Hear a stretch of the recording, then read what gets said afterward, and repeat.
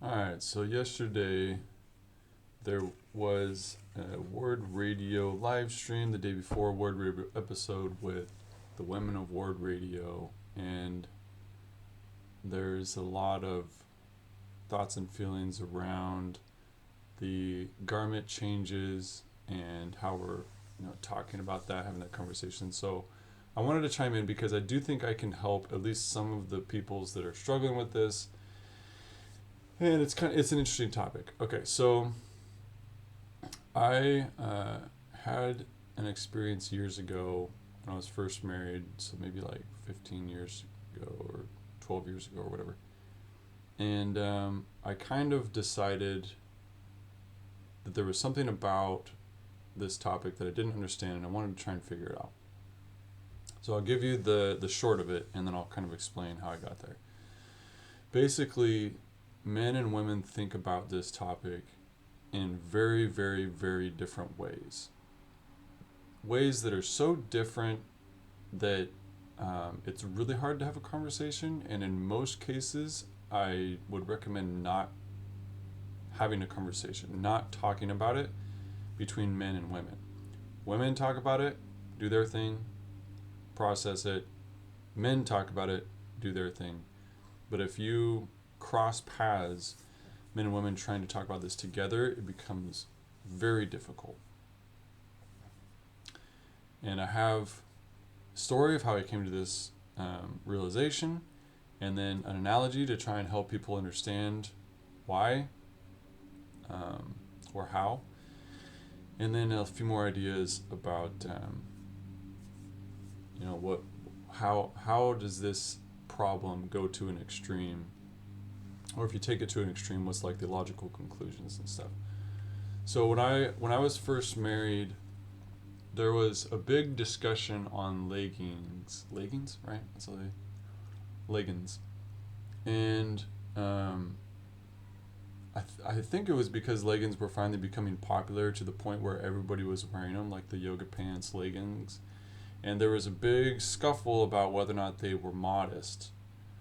And at least in my circle, it was like, basically, that's immodest because it's tight fitting, and the handbook, what's it called, Strength of the Youth, says no tight fitting clothes, and then the other side was like, don't tell me what to wear. Next thing you're gonna do is tell me to put on a burqa. A bunch of extreme language. And I was like, why are these leggings such a big deal? So I asked my wife, and she said, oh, it's because they're so comfortable. And I was like, highly unlikely that leggings are comfortable. But if that's the reason, why is comfort more important than modesty? Like, what am I missing here? And so I was like asking a few different people in my life why, trying to understand. So here's my personal problem. I grew up with four brothers and a mother who was not helpful in the feminine area. And so I was super unfamiliar with this whole idea and unexposed to the female brain. And one day, my wife borrowed a shirt from her sister, and the shirt had the collar cut out of it, and she decided she really liked that. And so she cut the collars out of her t-shirts. And I was like, why? Why are you doing that? And she said, oh, because it's more comfortable. And I was like, but it's not. Like, it's not like the collars are small. And if you want a V-neck collar, why don't you just buy V-neck collar t-shirts? Like, what? Something is going on here that I don't understand. And other things came up, and so over the course of a year, I was really struggling with this, and I finally sat down with several of the women in my life. I sat down with my wife, sat down with my mom, sat down with a few of my cousins, and I was like, what is going on here? Why don't I understand what's going on? And they're like, well, you don't understand this and that and the other. And I was like, but why? What am I missing? And they tried to explain. And finally my mom said, okay, stop, hold on. Let me just tell you. Here's what's going on. Men are not allowed to have opinions about what women wear. And I was like, okay, but why? And she was like, no, no, no, there is no why. This is just an unwritten rule. It's a law of the universe. Men are not allowed to have opinions about what women wear, period. Nothing. And I was like, okay, I'll go with that and let's see if that makes sense. And in almost no time flat, I realized that if you just accepted that as like some kind of a psychological law that is built into the human genome, that everything pretty much makes sense. Like when guys get frustrated and girls get frustrated about wearing different things, it really comes down to men are not allowed to have an opinion about what women wear. Now, hear me out. Hear me out, okay? So I went with that for a little bit, and then started kind of theorizing about how that developed, and came to a few theories that I think are helpful. And then after that, I'll give you some examples of what I think is going on. We live in a Babylonian culture that has fostered this mentality of men and women, and because of that, has created a language barrier problem. When we talk about this issue, we miss each other, the men and the women. And of course, I'm always speaking about men and women generally here. There's exceptions to every rule, but we miss each other. We're talking about it, and when men talk about what women are wearing or clothes in general, we're saying one thing, they respond, they're saying a different thing. We're using the same words, but we're meaning something completely different, like comfort, fashion, like it all means something wildly different. So there's one side of the conversation, generally men, or women do this too, but when you hear about like a woman complaining because they can't wear their garment to the gym because it's not comfortable, the men, what they're hearing is, you think worthiness is uncomfortable, when that's not what they're saying. What they're saying is, I'm a covenant keeper, but I think about comfort different than you do. And women are not going to be open to being told what to wear, and men are not open to being told that comfort matters, because men don't think of clothes and fashion in terms of comfort. Our paradigm of what we wear is completely different in how we understand it than women. Again, language barrier problem, we're missing each other. We should not be talking about this in the same room. So I'm really trying to help the men out there understand why this is so hard for the women, and it's because they have completely different ways of looking at this.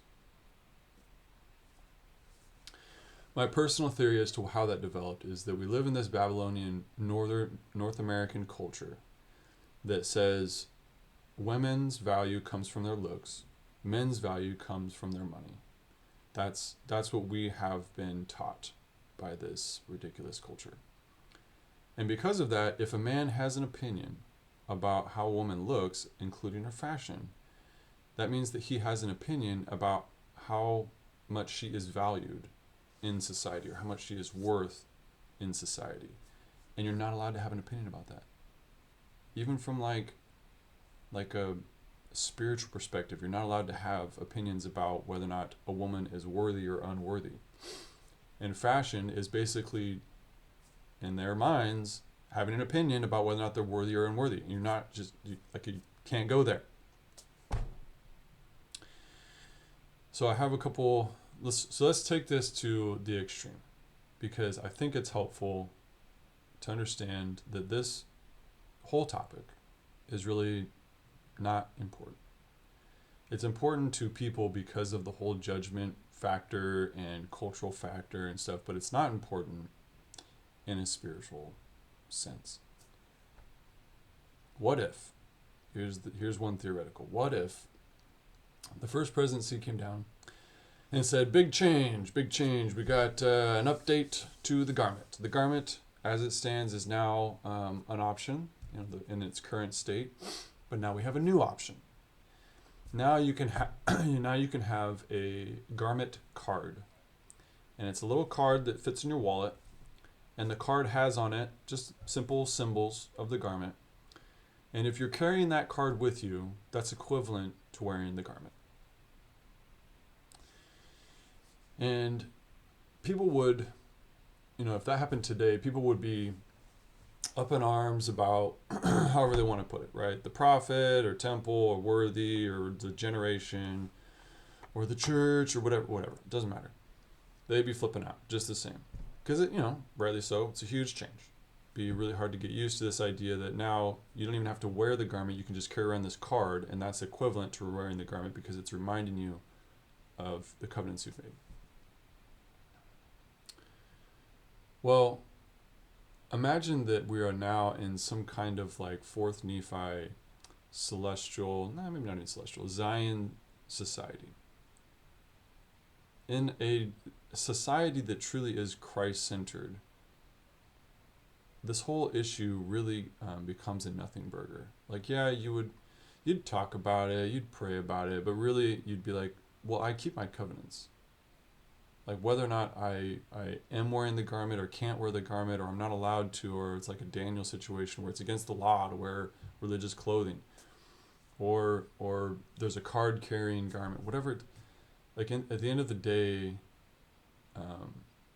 the relationship with Christ is the whole purpose of all these things. And in a Zion like society, I don't think we get distracted by little changes like this or even big changes like this.